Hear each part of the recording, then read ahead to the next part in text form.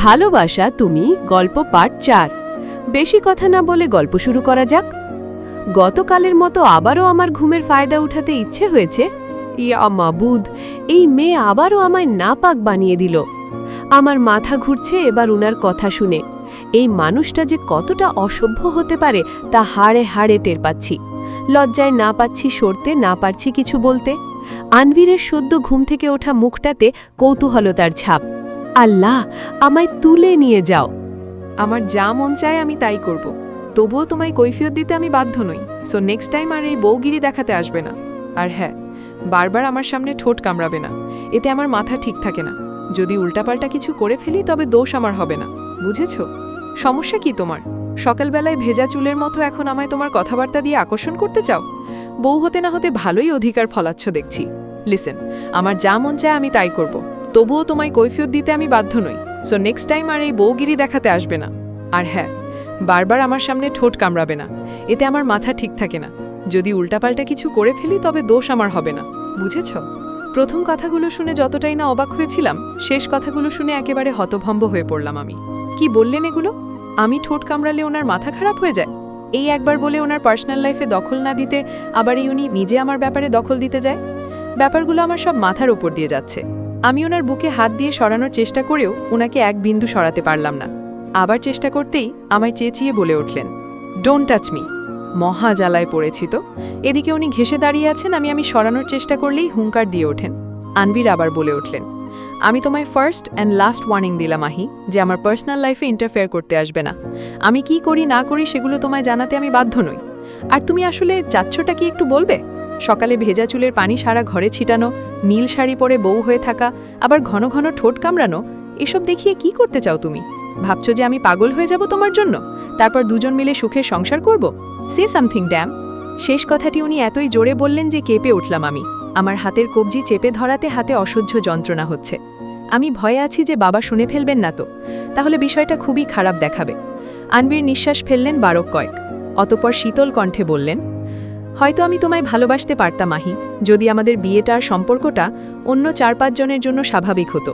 কিন্তু না, তুমি জানো তোমার বিয়ে অন্যজনের সাথে হওয়ার কথা ছিল, কিন্তু হলোটা কি? আমাদের দুজনকে এক ঘরে দেখে সবাই ভেবে নিল আমাদের প্রেমের সম্পর্ক। তোমার বিয়ে তো ভাঙলই, সাথে আমার চরিত্রেও দাগ লাগলো যে। নিঃশ্বাস ফেলে, আমি নাকি তোমায় ভোগ করেছি। আমার এতদিনের সম্মান নিমিষেই ধূলিসাৎ হয়ে গেল, শুধুমাত্র তোমার বোকামির জন্য। আমি নিশ্চুপ। ওনার কথাগুলো আমার বুকে উথাল পাথাল ঝড় তৈরি করছে। আনভীর তো আর ভুল কিছু বলেননি। ওনার জীবনে এত বড় পরিবর্তনের মূলে যে আমিই আছি। আনভীর ঝুঁকে এলো আমার দিকে খানিকটা, চোখের দৃষ্টি তীক্ষ্ণ। নিজের রাগ, ক্ষোভ, কষ্ট নিয়ন্ত্রণ করার চেষ্টা করছে বারবার। এবার তিনি থমথমে গলায় বললেন, আই জাস্ট হেট ইউ আহি। হয়তো একজন হাজবেন্ড হিসেবে তোমার প্রতি দায়িত্ব পালন করতে পারবো, তবে কখনোই ভালোবাসতে পারবো না। ওনার শেষ কথাটি ঝংকারের ন্যায় কর্ণকুহরে বাজতে লাগলো আমার। চোখ বেয়ে টুপ করে গড়িয়ে পড়ল এক ফোঁটা নোনা জল। আনভীর তাচ্ছিল্যের হাসি হেসে ছেড়ে দিলেন আমায়। দুর্বলভাবে বিছানায় গায়ে এলিয়ে লাইট বন্ধ করে দিলেন এবার। আমি তখনও পাথর হয়ে আছি। রাতের আধার ক্রমশ গ্রাস করে ফেলল আমাকে। আমি শুধু একটা জিনিসই অনুধাবন করতে পারলাম, এই আনভীর সেই আনভীর না। নবম শ্রেণী পড়াকালীন মফস্বল শহরের সেই শান্তশিষ্ট আনভীর উনি হতেই পারেন না। আমার বিয়ের দিনের ঘটে যাওয়া ঘটনায় আকস্মিক পাল্টে গিয়েছেন তিনি। হয়তো এটাই স্বাভাবিক। আনভীরের আত্মসম্মানবোধ অনেক বেশি ছিল। নিজের ক্যারিয়ার গঠন আর স্ট্রং পার্সোনালিটি তৈরির জন্য নিজেকে অনেক সময় দিয়েছিলেন তিনি। তাই সেদিন যখন সবাই ওনার ক্যারেক্টার নিয়ে কথা বলল, সে উনি কিছুতেই মানতে পারেননি। আনভীর হয়তো ঠিকই বলেছেন, দোষটা আমার। ওনার বিরাট পরিবর্তনের দায়ভারটাও আমার। দেখতে দেখতে 1 সপ্তাহ পার হয়ে গেল এভাবেই। আনভীর বরাবরের মতো সকালে ওঠেন, ভার্সিটিতে ক্লাস থাকলে ভার্সিটি চলে যান, নতবা ঘরে বসে রিসার্চের কাজ চেক করেন।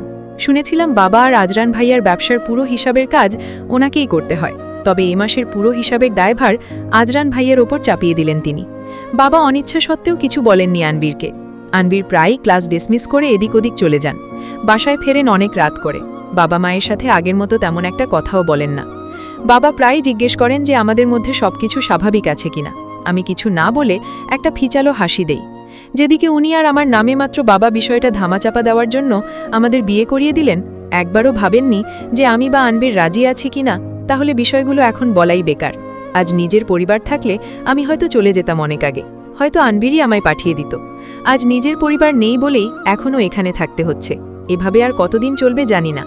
আজকে রাতে এমনিভাবে রান্নাঘরের কাজকর্ম শেষ করে রুমে ফিরে আসলাম আমি। দেখি আনবির রুমে পায়চারা করছে আনমনে। আমার কিছু জিজ্ঞেস করতে ইচ্ছে করলেও ভয়ে কিছু জিজ্ঞেস করলাম না।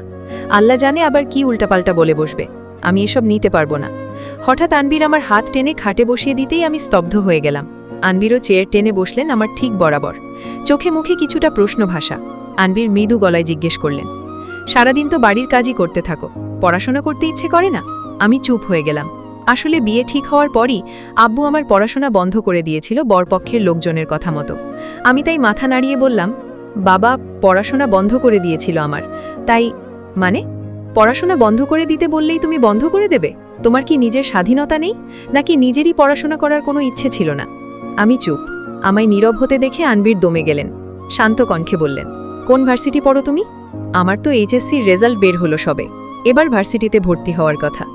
আমার কথা শুনে আনবির অবাক হয়ে গেল, তাই তটস্থ গলায় বলল, হোয়াট, তুমি এইচএসসি দিলে? কিন্তু তোমাকে যখন আমি প্রথম দেখেছিলাম তখন তুমি ক্লাস 9-এ পড়তে। সেই হিসেবে তোমার অনার্স ফার্স্ট ইয়ার থেকে সেকেন্ড ইয়ারে ওঠার কথা। তাহলে? আসলে আমার টাইফয়েড জ্বরের জন্য এসএসসি একবার দিতে পারিনি, তাই 1 বছর পিছিয়ে গিয়েছিলাম আমি। আমার কথা শুনে আনবির তপ্ত শ্বাস ছেড়ে চেয়ার ঠেলে উঠে পড়ল। এবার জড়ানো কণ্ঠে বলল, তোমাকে যতটা পিচ্চি ভেবেছিলাম এর থেকেও পিচ্চি তুমি। ওনার মুখে পিচ্চি না শুনে আমি তাজ্জব না হয়ে পারলাম না, তাই বলে ফেললাম, এখনও আমায় পিচ্চি বলছেন কেন? আমি কি সেই নাইনি পড়ুয়া মেয়ে নাকি? আমার বিয়ে হয়ে গেছে, বড় আছে। বিয়ে করে তুমি মহাপুণ্য করলেও তোমার এই বউটার হয়েছে যত ঝামেলা। লিসেন, এভাবে পড়াশোনা না করলে চলবে না। যতই হোক তুমি আমার ওয়াইফ। লোকজনকে কি বলবো যে আমার বউ এইচএসসি পাশ করেই ঘরে বসে বরের পিণ্ডি চটকাচ্ছে? এই লোকটা আসলেই অসভ্য, এক কথায় চরম অসভ্য। কার সাথে কিভাবে কথা বলতে হয় বিন্দুমাত্র ধারণা নেই এই মানুষটার। মুখ ফুলিয়ে রইলাম আমি। আনভির আবার জিজ্ঞেস করলেন, কোন গ্রুপ পড়েছ তুমি? সায়েন্স। তো কি নিয়ে পড়াশোনা করতে চাও?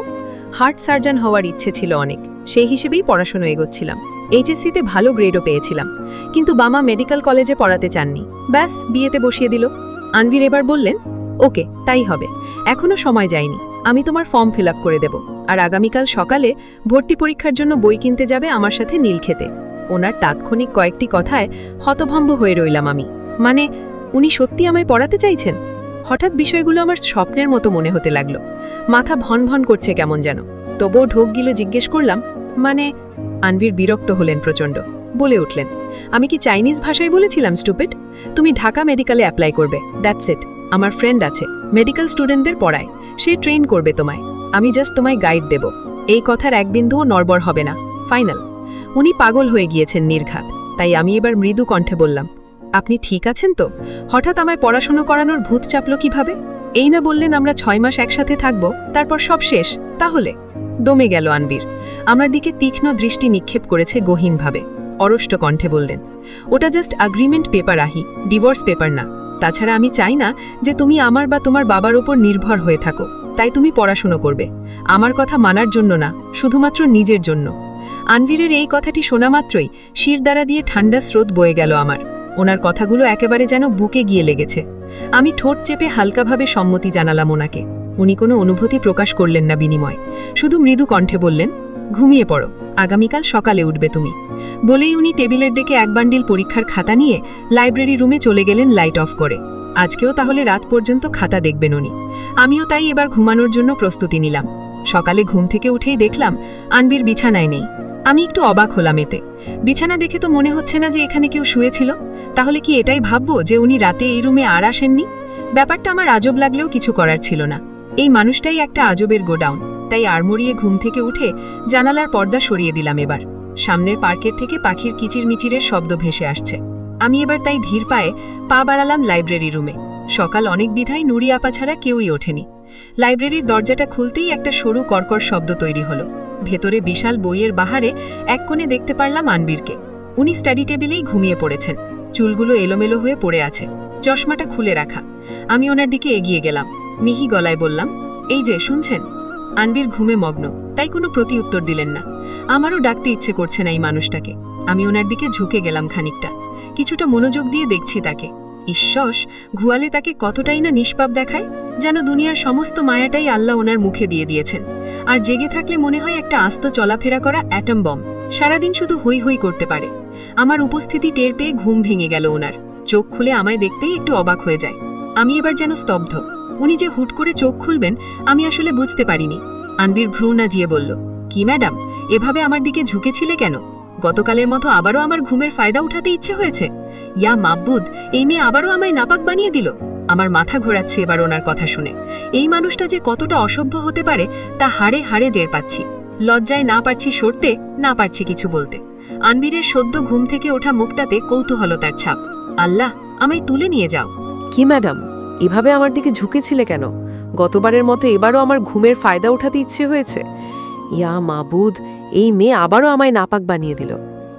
আমার মাথা ঘুরছে এবার ওনার কথা শুনে। এই মানুষটা যে কতটা অসভ্য হতে পারে তা হাড়ে হাড়ে টের পাচ্ছি। লজ্জায় না পারছি সরতে, না পারছি কিছু বলতে। আনবীরও সদ্য ঘুম থেকে ওঠা মুখটাতে কৌতূহলতার ছাপ। আল্লাহ, আমায় তুলে নিয়ে যাও। আমায় এতটা বিব্রত হতে দেখে আনবীর ভ্রু নাচালো এবার। সাথে সাথেই সরে আসলাম আমি। আমার বুক রীতিমতো ধুকধুক করছে এমন অস্বস্তিকর পরিস্থিতির জন্য। আমি আমতা আমতা করে বললাম, উল্টাপাল্টা কথা বলা বন্ধ করুন। আমি কেন আপনার ফায়দা উঠাবো? আমি তো শুধু আপনাকে ডাকছিলাম। আনবীর সরু কণ্ঠে বললেন, তাই বলে আমার উপর ঝুঁকে এভাবে ডাকবে? ইন্টারেস্টিং প্রক্রিয়া তো। আমি চুপ হয়ে গেলাম এবার। এই মানুষটা রীতিমতো জব্দ করার চেষ্টা করছে আমায়। একটু আগে করা নিজের উদ্ভট কাজের জন্য এবার নিজেকেই আমার গালি দিতে ইচ্ছে করল। তখন ওভাবে না দেখলেই তো আর এখন হাতে নাতে ধরা পড়তাম না। আনবীর উঠে দাঁড়ালেন এবার। এলোমেলো চুলগুলো ঠিক করতে করতে বলে উঠলেন, হয়েছে, এখন উল্টাপাল্টা জিনিসে ভাবাভাবি করতে হবে না। পড়াশোনায় মন দেওয়াটাই তোমার জন্য বেটার। আমি আজ ভার্সিটির পর নীলক্ষেত যাব তোমার জন্য বই আনতে। আমি বললাম, আপনি না বলেছিলেন যে আমিও যাচ্ছি? এখন আর যাওয়ার প্রয়োজন নেই, আমি এনে দিবনে। আনবীরের কথার বিনিময়ে কিছু বললাম না আমি। উনি দ্রুত পায়ে লাইব্রেরি থেকে বেডরুমে চলে গেলেন এবার। হয়তো আজ দ্রুতই ভার্সিটি চলে যাবেন বা অন্য কোথাও। তবে সে রাতের ঘটনার পর থেকে আমি আর কখনোই ওনাকে কোথায় যান, কখন আসবেন এ ব্যাপারে জিজ্ঞেস করিনি। মনে যেন অজান্তেই ভয়ে জেকে ওঠে ওনার বিক্ষোভ ব্যবহারে। প্রথম প্রথম কষ্ট হতো অনেক যে মানুষটা এমন কেন। হ্যাঁ, মানছি যে আমাদের তাৎক্ষণিক বিয়ের সময় ওনার প্রতি যে ব্যবহারটা হয়েছিল সেটা অনুচিত। এটাও মানছি যে আমি ভুল করেছিলাম। তাই বলে আমায় ঘৃণার তালিকায় রাখবেন? যদিও এখন এসব ব্যাপারে আমি অভ্যস্ত, আগের মতো তেমন একটা কাঁদায় না। ঘড়ির দিকে তাকিয়ে দেখলাম সময় দ্রুত পার হয়ে যাচ্ছে। তাই এবার নুরিয়াপার কাজে সাহায্য করার জন্য আমি রান্নাঘরে চলে গেলাম। বরাবরের মতো সবাই একে একে বসে পড়েছি ডাইনিং টেবিলে। বাবা ইতিমধ্যে পেপার পড়া শেষ করে ডাইনিং রুমে চেয়ারে এসে বসলেন। আনভীর চুপচাপ ব্রেকফাস্ট খাচ্ছে আমার পাশে। ঘড়ির দিকেও তাকাচ্ছে বারবার। হয়তো আজকে ওনার দেরি হয়ে গিয়েছে। আজরান ভাইয়া হঠাৎ খাওয়ার মাঝে বাবাকে বললেন, বাবা, গতরাতে তোমায় বলতে ভুলে গিয়েছিলাম যে আমাদের ক্লায়েন্ট শাহজাহান আঙ্কেলের মেয়ের বিয়ের দাওয়াত দিয়েছে আমাদের সবাইকে। ও তাই নাকি? তাহলে তো ভালোই।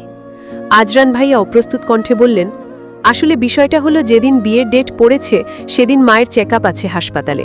ডাক্তার অ্যাপয়েন্টমেন্ট দিয়েছিল। আর তুমি তো জানোই যে ডাক্তার জাহিদা কত ব্যস্ত মানুষ। একটা অ্যাপয়েন্টমেন্ট মিস হয়ে গেলে পরে আরেকটা অ্যাপয়েন্টমেন্ট পেতে প্রায় সপ্তাহখানেক লাগবে। আর এতে যদি মায়ের শরীরের কন্ডিশনে কোনো সমস্যা হয়?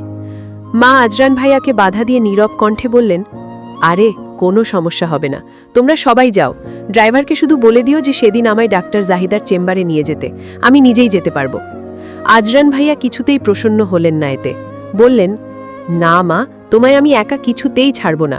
বয়স তো কম হয়নি, তার উপর আবার হাড়ের সমস্যা। বাবা ভাবলেন কিছুক্ষণ, তারপর বললেন, ঠিক আছে, আমি আর তোমার মা তাহলে যাব না বিয়েতে। আমি তোমাদের মাকে নিয়ে হসপিটালে যাব। আজরান, শিউলি, আনভি, রাহি, তোমরা সবাই একসাথে যেও। আজরান ভাইয়া সম্মতি জানাতেই যাচ্ছিলেন, আনভীরের শুকনো কাশির শব্দে দমে গেলেন উনি। আনভীর খাওয়া ছেড়ে শীতল দৃষ্টিতে তাকালেন বাবার দিকে। এতক্ষণের কথাবার্তার আমেজের অবসান ঘটে হঠাৎ পুরো ডাইনিং রুম হয়ে গেল নির্বাক। আনভীর মৌনতা কেটে বলে উঠলেন, আজরান ভাইয়া আর ভাবি যাক অনুষ্ঠানে, আমি যাব না। বাবা সরু চোখে ওনার দিকে তাকিয়ে আছেন, তবে উনি নির্বিকার। আমি প্লেটের খাবারে আঙুল নাড়িয়ে যাচ্ছি বারবার। গম্ভীর গলায় জিজ্ঞেস করলেন, কেন তোমরা যাবে না? আমি বলেছি যে আমি যাব না। ভাইয়া আর ভাবির সাথে যদি আহি যেতে চায় যাক, দ্যাটস নট মাই ম্যাটার। আনভীরের এমন কথায় ক্ষিপ্ত হয়ে পড়লেন বাবা। ক্ষুব্ধ গলায় বলে উঠলেন, হোয়াটস নট ইয়োর ম্যাটার আনভীর? আহি তোমার ওয়াইফ, কিভাবে তুমি ওকে হেউ করতে পারো? আমি এবার গুটিসুটি মেরে বসে আছি টেবিলে। আজরান ভাইয়া বাবাকে শান্ত করার চেষ্টা করছেন আর ইশারায় বারবার আনভীরকে বলছেন থামতে, কিন্তু আনভীর দমে যাবার পাত্র নন। সে কিছুতেই যাবেন না। আমি স্পষ্টত বুঝতে পেরেছি কারণটি। বাবা এবার জিজ্ঞেস করলেন, তোমার এমন অবাধ্য হওয়ার কারণটা কি জানতে পারি আনভীর? একটা মেয়ে তার পরিবার ছেড়ে তোমার সাথে এজন্য থাকতে এসেছে যে তুমি ওকে হেয় করো? আনভীর এতক্ষণ চুপ থাকলেও আর চুপ থাকতে পারলেন না। ক্ষিপ্ত কণ্ঠে বলে উঠলেন, কোন দিক দিয়ে আহিকে আমি হেয় করেছি বাবা? তোমার কথা মতোই ওর পড়াশোনার সব ব্যবস্থা করলাম আমি, একটা টু শব্দও করিনি। তারপরও তুমি বলবে ওকে হেয় করা হচ্ছে? তুমি এখন যাই ভাবো না কেন, আই ডোন্ট কেয়ার। এই ভাবাটা আমাদের বিয়ে দেওয়ার আগে তোমার ভাবা উচিত ছিল, যে আমার সাথে বিয়ে হওয়ার পরে ওর কি হতে পারে।